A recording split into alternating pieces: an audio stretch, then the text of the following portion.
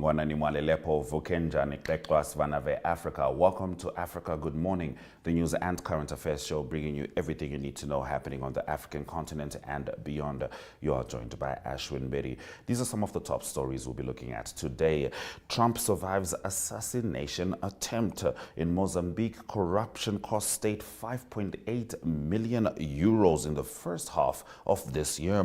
And school collapse in Nigeria kills 22 students as rescue efforts are ongoing. OneUp2.com, DSTV 285, Gold TV 25, and Network Media Hub on YouTube is precisely where you can find us. Top stories after the break. Neopaints has established a 67-year Namibian legacy, creating personalized paint solutions that blend quality and innovation for the Namibian people. We pride ourselves in being a 100% Namibian-owned company, investing in our country and our people by employing and empowering true Namibians. With every brushstroke, Neopaints commits to our quality guarantee and always delivering a coat of excellence. At Neopaints, we always stay true to our country. We are as Namibian as you.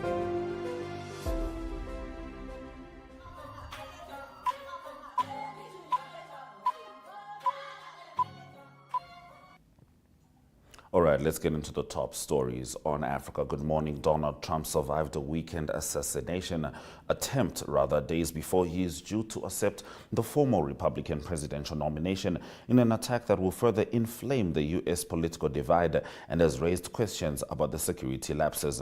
Trump, 78, had just begun a campaign speech in Butler, Pennsylvania, about 50 kilometers north of Pittsburgh, on Saturday when shots rang out, hitting the former president's right ear and streaking his face with blood. Fight, fight, fight, Trump mouthed to supporters as he was pumping his fist as Secret Service agents rushed him away. Now, his campaign said he was doing well and appeared to have suffered no major injury besides a wound on his upper right ear. The FBI identified 20-year-old Thomas Matthew Crooks of Bethel Park, Pennsylvania, as the suspect in what it called an attempted assassination. He was a registered Republican, according to state voter records, and had made a $15 donation to a Democratic Political Action Committee at the age of 17.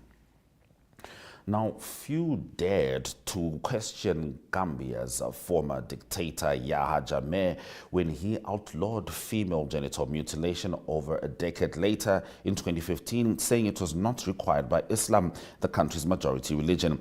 But today, Jaju strongly supports an attempt in parliament to repeal the ban. If it succeeds, Gambia, a small West African nation of fewer than 3 million people, would be the first country in the world to make FGM legal again after outlawing it. A final vote is expected on the 24th of this month. Banned in over 70 countries worldwide, FGM remains widespread in some African nations and diaspora communities. An estimated 144 million women and girls on the continent have been subjected to the practice. Now we swing over to Nigeria, where a two-story building in Jos City, Plateau State, north central Nigeria, collapsed during morning classes at the end of Friday, resulting in the death of 22 students. That was at the end of last week, rather. The Saints Academy College collapsed shortly after students, mostly aged 15 or younger, arrived for classes. A total of 154 students were trapped. 132 were rescued and are being treated for injuries, according to Plateau's police spokesman Alfred Alabo. Rescue and health workers, along with security forces, were immediately deployed to the scene. The state government blamed the collapse on the school's weak structure and its location near a riverbank, urging other schools with similar issues to close down. Now, building collapses are increasingly common in Nigeria, often due to poor enforcement of building regulations and inadequate maintenance. Now, a senior Hamas official has told AFP that the Palestinian militant group has withdrawn from talks on a ceasefire in Gaza because of Israeli massacres and its attitude in negotiations. Another Hamas official said the group's military leader Mohammed Deif was fine and working despite Israel's huge bomb attack on a southern Gaza camp, and that it said targeted the wanted Hamas commander. Gaza's health ministry said the attack left 92 2 dead. Hamas political leader Ismail Haniyeh told international mediators Qatar and Egypt of the end of the talks on a ceasefire plan first outlined by U.S. President Joe Biden in May, according to the senior official. The first phase of the deal would have seen a 6-week ceasefire with the exchange of most hostages which were taken by Hamas in October. All right, now Zimbabwe President Emmerson Mnangagwa is set to attend a significant meeting in Maputo today alongside Mozambican President Filipe Nyusi and Botswana President Mokgweetsi Masisi. The purpose of the meeting is to oversee the signing of the tripartite agreement for the Teco Manin deep water port project in Mozambique. This project, valued at approximately $6.5 billion US, includes the construction of a deep water port in Matutwine district and a 1,700-kilometer railway line connecting Mozambique, Zimbabwe, and Botswana. This initiative is aimed at enhancing regional integration and boosting intra-regional trade, aligning with goals such as the African Continental Free Trade Area and Agenda 2063 of the African Union. Stay with Africa Good Morning as we bring you more news from Namibia after the break. Welcome to Namibia, where adventure meets tranquility. With Enjoy, you have access to a wide range of accommodations to suit every traveler's taste and budget. Experience the finest dining and hospitality Namibia has to offer. Booking your dream accommodation is just a few clicks away with Enjoy. Join thousands of happy travelers who have trusted Enjoy for their Namibian getaway. Your gateway to unforgettable Namibian adventures.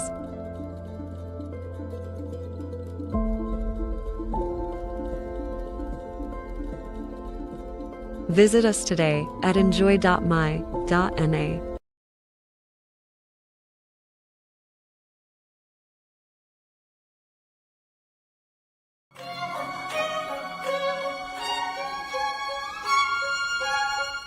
Now, the Walvish Bay Youth Climate Action Fund was officially launched. The town's mayor, Trevino Forbes, has called on Walvish Bay youth to get involved. 4 recipients of the Walvish Bay Youth Climate Action Fund received their certificates of award for projects including a youth conference, 2 gardening projects, as well as a project involving the planting of trees or schools in Walvish Bay. The official launch of the Walvish Bay Climate Action Fund. It was started last year when we were at COP28 in Angola, myself, that we heard about the Youth Climate Fund it's a grant that's being awarded by Bloomberg Philanthropies. And then we as a municipality, we applied for this fund. So Walvish Bay being one of only 2 cities in Southern Africa that was awarded this grant by Bloomberg Philanthropies.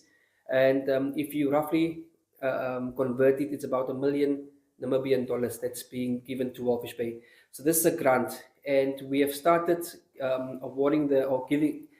asking youth to apply to obtain this funding. So it was from up to $100,000 per project that they could then apply for. So what we have now currently, we have 4 awarded projects that we do have now, ranging from, I see, $100,000 for 2 projects, each $100,000. And then $14,000 and $15,000 for the other 2 projects. So they had to apply by application form to this to obtain this fund, and so 4 have been awarded, but we still have some funds left, and we would like to ask the youth to really apply. It's from 15 to 25 years old that you can apply. Come up with a project, do your submission, and then we will go through it, or the committee will go through it and then award to the successful bidders. So what we have decided recently is, because we didn't receive so many applications, that we will have a workshop this coming Tuesday. Our project focuses on education and awareness among young people and the young generation, so that we can have more awareness about how impactful the climate change is and how it will affect not only our generations, but generations to come, and how we must take action in order to not only understand the problem that we are facing, but also to take action and how we can influence other generations and other children and other youth across not only Namibia, but also the world. Yeah, there is a conference. It's from, I think, the 13th to the 14th of September this year. It invites youth to just know more about the community and how we can like take action so we can be better as a community. Our project mainly focuses on educating the youth in the country or in the town currently. Teach them how to grow from planting the seed into the ground to it blossoming into a fruit, a vegetable, and how they can treat those plants also. And then from there, it teaches also them how to make different variety of dishes with those foods that they grew by themselves. Well, the project will be intended to contribute to the alleviation of poverty in Walvis Bay. The project will also intend to create three indirect jobs to the community of Walvis Bay as well. The project is also about, I'm actually just focusing on doing school practicals about agriculture and creating food that will be able to that will be able to be supplied to different markets in Walvis Bay as well as in. You are still with Africa Good Morning. Let's have a look at the weather predictions.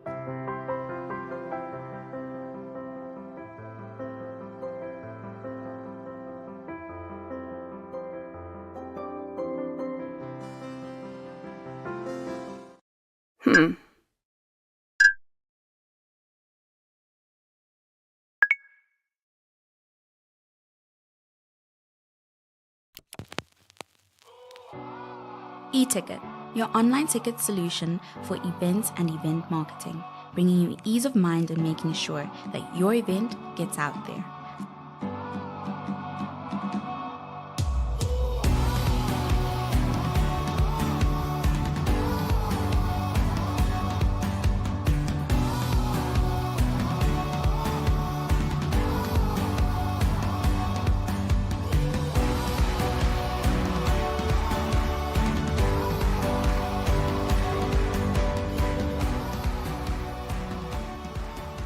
For more information, contact events@nmh.com.na.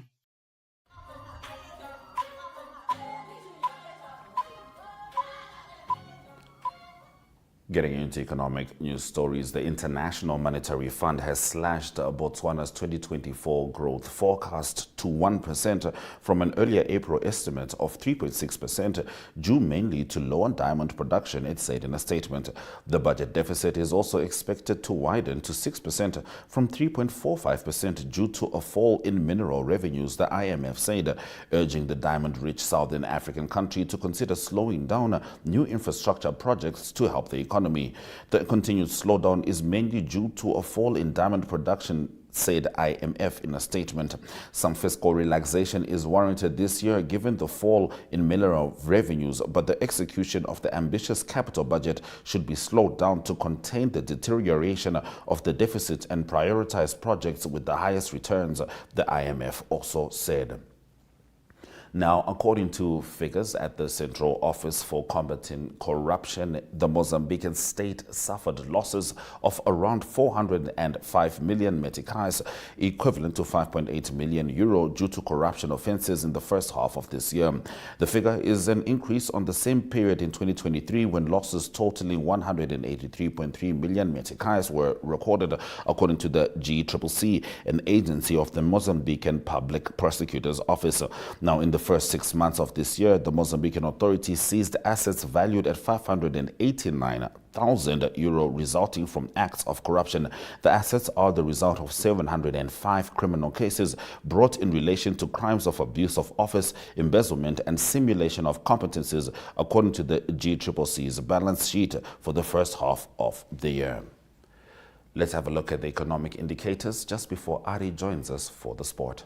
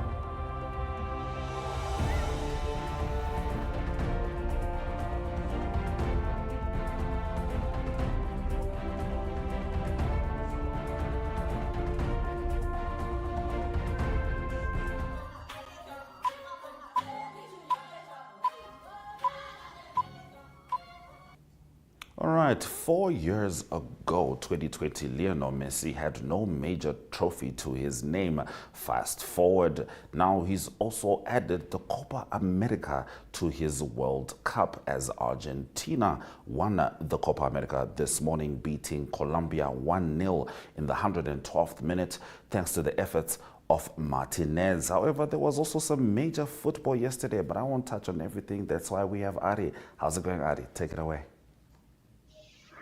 Yes, very good morning, Ashwin. Yes, lots of football, lots of other international sport as well. You mentioned that Copa America, it was Argentina that played against Colombia in the final. It happened just earlier, a little bit earlier this morning, Namibian time. 1-0, went to extra time, 112 minutes, and you mentioned Messi. Yes, he played, but in the 66th minute, he was off injured with an ankle injury. So it was came forward Lautaro Martinez. So 1-0 to Argentina. Well done to them. The other big one you talked about, Euro 2024, the best in Europe played. It was final Spain against England, and it was Spain there in action, and they did it again. Their fourth title. They also won the European Championship title in 1964, 2008, and 2012. So another victory for them. A tense final. Spain went in front in the first half. It was England that got it back. Well, in the second half, all the goals. It was 0-0 at halftime. Spain scored first. England drew back, and then Spain the winner late in the game. It was good for Spain in that they did it the hard way, beating every other nation, European nation, that won the World Cup previously. That's being Italy, Germany, France, and England. So you must have had in beating those four to win the title for 2024 in Germany. On to tennis, always big. Wimbledon, it's not about strawberries and cream always. It's about winning the tournament, and a massive result for Carlos Alcaraz of Spain. So it was a Spain day on Sunday on the soccer pitch and on the tennis court. Carlos Alcaraz beating the legend Novak Djokovic quite comfortably, actually, 6-2, 6-2, 7-6. That's his consecutive. He defended his title. He also won last year. The women's draw, it was a great story. Barbora Krejcikova, she's from the Czech Republic, and she beat Jasmine Perlini 6-2, 6-2, or 2-6, 6-4. That's her celebrating a victory. Significant in that her mentor, Jana Novotná, also from the Czech Republic, won it in 1998. And that was a mentor that motivated her to go from doubles to singles. And Jana Novotná passed away in 2017, unfortunately. So emotional for Barbora Krejcikova. Great winner, first win. She also won a previous major, the French Open, also a few years ago. On to some rugby news. It was South Africa that had to feel it. How it feels to lose by 1 point late in the game. It was Ireland, a brilliant performance, very exceptional way to win it. A drop goal in injury time, last play of the game. They beat the Springboks 25-24. And so a great victory for Ireland. They're one of the strong teams in world rugby at the moment.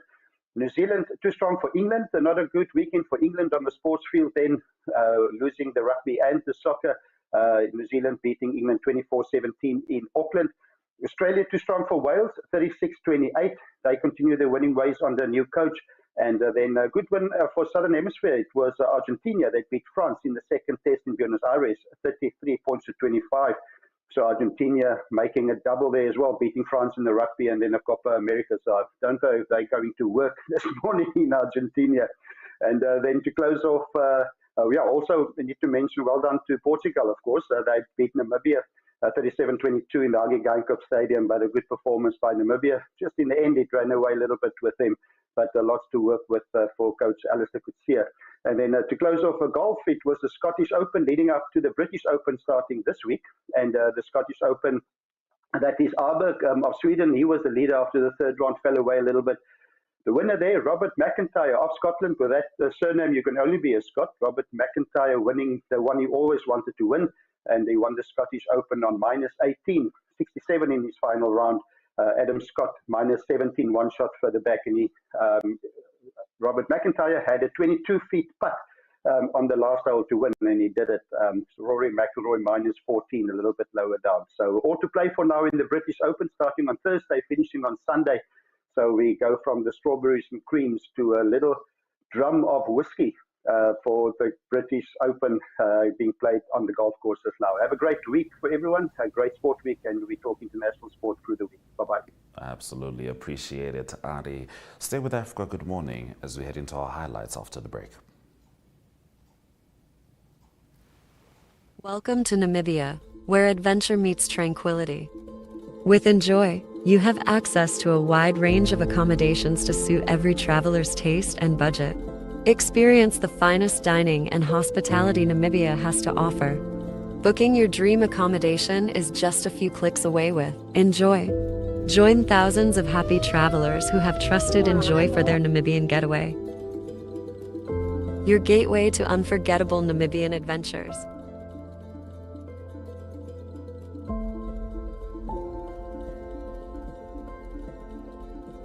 Visit us today at enjoy.my.na.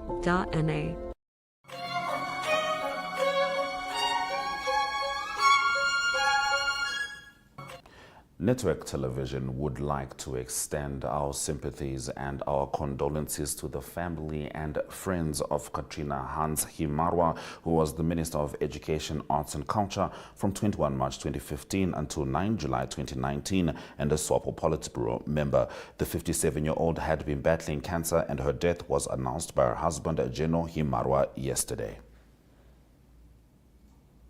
Let's head into the highlights from this morning's broadcast. Trump survives assassination attempt after major security lapse. Gambia's bid to unban FGM divides families in parliament. IMF slashes Botswana's 2024 growth forecast amid diamond market woes. DSTV 2 at 5, GoTV 25, oneup2.com and Network Media Hub on YouTube is where you can find us throughout the week. From me, Ashwin Bedi, and the Africa Good Morning team, Swera Jaganaka.